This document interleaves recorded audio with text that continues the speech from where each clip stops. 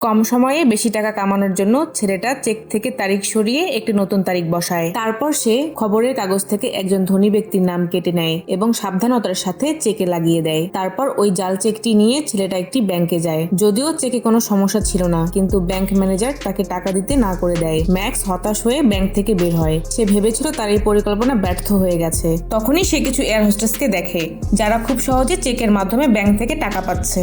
এটা দেখে ম্যাক্সের মাথায় আরো একটি বুদ্ধি আসে। পরদিন সে একটি এরোপ্লেন কোম্পানিতে যায় এবং কোম্পানির মালিককে মিথ্যা বলে যে সে একজন সাংবাদিক এবং পাইলটের ব্যাপারে তথ্য নিতে এসেছে। এরপর সে কোম্পানির একজনের থেকে এন্ট্রি পাস নেয়। তারপর ম্যাক্স একটি দোকানে যায় এবং পাইলটের পোশাক কেনে। এরপর সে অনলাইন থেকে একটা ছোট এরোপ্লেন কেনে এবং সেটিকে কিছুক্ষণ পানিতে রেখে দেয়। এখন সে এরোপ্লেনে লাগানো লোগোর লেবেল খুলে ওই জাল চেকে লাগিয়ে দেয়। এরপর চেকটি নিয়ে সে আবারও ওই ব্যাংকে যায়। এইবার সে এয়ার হোস্টেসের পোশাক পরেছিল।